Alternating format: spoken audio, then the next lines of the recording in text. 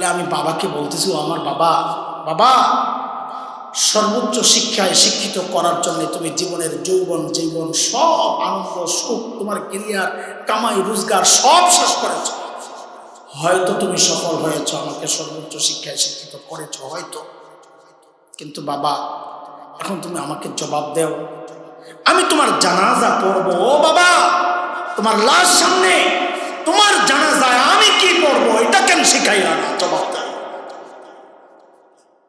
ওই আগের দিনের একজন বড় মানুষ মারা গেছে, ছেলে ডক্টর, আমেরিকার পিএইচডি করা, ডাক্তার সাহেব না, আমেরিকার এক ইউনিভার্সিটির প্রফেসর। এমন ঘটনা কিতাবও পেয়ে থাকবেন, আমরাও পাইছি, আমার মসজিদেরও ঘটনা এটা। বাবা মারা গেছে, তো ছেলে একটু ভালো জানাজা পড়বে, আমেরিকা থেকে আসবে, তো বাবার লাশ আর হসপিটাল থেকে বের করা হয় না। আসার পর লাশ আসছে আমার মসজিদে, এলাকার প্রভাবশালী হওয়ায় আমাকে অনুরোধ করা হয়েছে জানাজাটা যেন আমি পড়াই। ঠিক আছে, দুপুরবেলা জানাজা পড়াতে দাঁড়াবো, লাশ সামনে। হঠাৎ ওই ডক্টর আল্লাহর বান্দা হাউমাউ করে কান্না শুরু করছে। আমি তো অবাক হয়ে তাকায় আছি, আমি কেন কান্না করতেছি? অবাক হওয়ার কারণ হচ্ছে কান্না করে না, বাপ মারা গেছে কান্না তো করবে। অবাক হচ্ছি, আমার অভিজ্ঞতা হচ্ছে এই টাইপের মানুষের চোখ শুকায় যায়, কান্না করে না। এই টাইপের মানে অনেক লেখাপড়া করছে, বিদেশে ছিল, কেমন যেন হয়ে যায়, কান্দে টান্দে না। এটা হচ্ছে আমার অভিজ্ঞতা। কিন্তু বড়দের কথা হচ্ছে, যে বান্দার সম্পর্ক আল্লাহ থেকে যত দূরে যায় তার চোখের পানি তত শুকাতে থাকে, সম্পর্ক যত কাছাকাছি আসতে থাকবে চোখের পানি তত বাড়তে থাকবে। এটা হচ্ছে বড়দের কথা।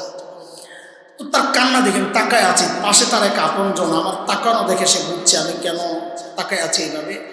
সেও অবাক হয়ে আমাকে বলতেছেন, ভাইজান ও যখন বাসায় ঢুকছে প্রথম তখনও কান্না করে নাই, মানে বুঝাইতে চাইতেছে কান্নার সবচেয়ে উপলক্ষ টাইম তো ছিল, মোক্ষম টাইম ছিল এটা, বিদেশ থেকে আসছে, আপনজনকে ধৈরেই তো একটা চিৎকার দেওয়ার কথা, হারে বাবা নাই, তখন কান্না করে নেই। আরেকটা মোক্ষম সময় ছিল লাশটা যখন ঘর থেকে বের করা হয়, জীবনের শেষবারের মতো বের হয়ে যাচ্ছে, মেয়েরা কান্না করতে থাকে, পুরুষরা ওই আওয়াজ শুনে তারাও কান্দে, একটা বড় হৃদয় বিদারক মুহূর্ত ওইটা, তখনও কান্দে নাই, এখন কেন কান্দতেছে?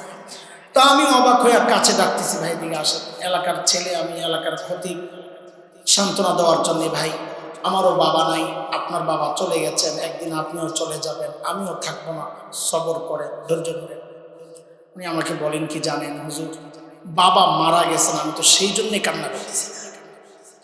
এখন তো আমি আরো অবাক হয়ে গেছি, বলি কি তো কি জন্যে কান্না করতেছি? বলে হুজুর বাবার লাশের সাথে আমি কথা বলতেছি, উনি তো জবাব দেয় না। কি কথা বলতেছে? বলে আমি বাবাকে বলতেছি, ও আমার বাবা, বাবা সর্বোচ্চ শিক্ষায় শিক্ষিত করার জন্য তুমি জীবনের যৌবন জীবন সব আনন্দ সুখ তোমার ক্যারিয়ার কামাই রোজগার সব শেষ করেছ, হয়তো তুমি সফল হয়েছ, আমাকে সর্বোচ্চ শিক্ষায় শিক্ষিত করেছ হয়তো, কিন্তু বাবা এখন তুমি আমাকে জবাব দাও, আমি তোমার জানাজা পড়বো, ও বাবা তোমার লাশ সামনে, তোমার জানাজায় আমি কি পড়বো এটা কেন শিখাইলা না, জবাব দাও। গর্ব করেন না? ছেলে ডাক্তার, ছেলে ইঞ্জিনিয়ার, গর্ব আপনার? আরে গর্ব তো করবে হাফেজের বাবা, গর্ব তো করবে আলেমের বাবা। যে সন্তান তার বাবা জানাজা পড়াইতে পারে না, ওই বাবার গর্ব করা সাজে না, গর্ব করা সাজে না। আফসোস আপনারা এই দুনিয়ায়ও করেন, আমরা জানি, বলেন না আপনারা করেন, করেন যে প্রমাণ হচ্ছে, আমি দুইটা প্রমাণ দিই, আলতু ফালতু কথা বলবো না, আপনাদেরকে প্রমাণ দিয়েই কথা বলতেছি যেন কারো কোনো আপত্তি না থাকে। দুইটা প্রমাণ দিই। এই কিছুদিন আগে পত্রিকার রিপোর্ট, আমি কাটিং রেখে দিয়েছি, ছবি তুলে যেন কেউ চ্যালেঞ্জ না করে, আমার কাছে আছে। পত্রিকাওয়ালাদের বক্তব্য হচ্ছে উচ্চ শিক্ষার হার যত বাড়ছে, বাবা মা থেকে সন্তানের দূরত্ব তত বাড়ছে। এটা কি খালি পত্রিকাওয়ালাদেরই কথা, আপনারও কথা না? স্বীকার করেন না? এটা চরম এক বাস্তব কথা। আরেকটা প্রমাণ দেই, ঈদের দিনে আমাকে কয়েকটা ভিডিও দেখাইছে একজন। কিসের ভিডিও? বৃদ্ধাশ্রমের ভিডিও। সাবাস, বৃদ্ধাশ্রমের ভিডিও। আরে তাদের সাক্ষাৎকারগুলো দেখে দেখে আমার চোখের পানি চলে আসছে, কিন্তু একটা জায়গায় গর্বে আমার বুকটা ফুলে গেছে। কিটা?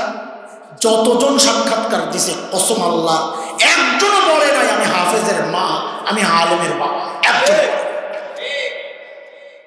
আফসোস তো আপনারা এখনো করেন, হাসরেও করবেন, মনে রাখেন।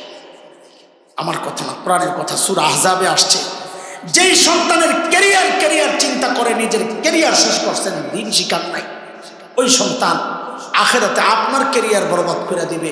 আল্লাহর আদালতে নালিশ কইরা কি বলবে জানেন? কোরআন বলতেছে, আল্লাহর আদালতে দাঁড়ায় সন্তান বলবে, রব্বানা ইন্না আতানা সাদাতানা ওয়া কুবারানা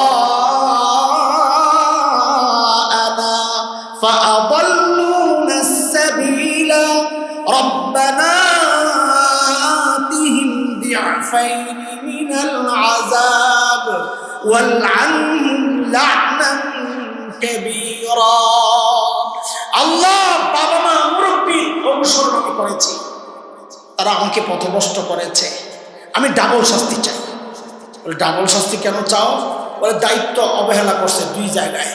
আমাকে দিন শেখানোর দায়িত্ব ছিল, ইয়া আইয়ুহাল্লাযীনা আমানু কু আনফুসাকুম ওয়া আহলিকুম নার, আপনি দায়িত্ব দিয়েছেন, সূরা তাহরিম আয়াত 6, আপনি দায়িত্ব দিয়েছেন, দায়িত্ব আদায় করে নাই। এক নম্বর অপরাধ, বদ্দিনই শিখাইছে।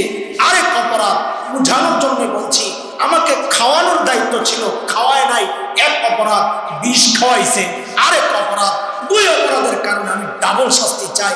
আপনি তো আবার রহমান, আপনি তো আবার রহিম, আপনি তো আবার দয়া করে বসবেন। আল্লাহ, এই জায়গায় যেন কোনো দয়া আমি দেখতে না পাই। এরা যেন সবসময় আপনার রহমত থেকে বঞ্চিত হয়ে থাকে।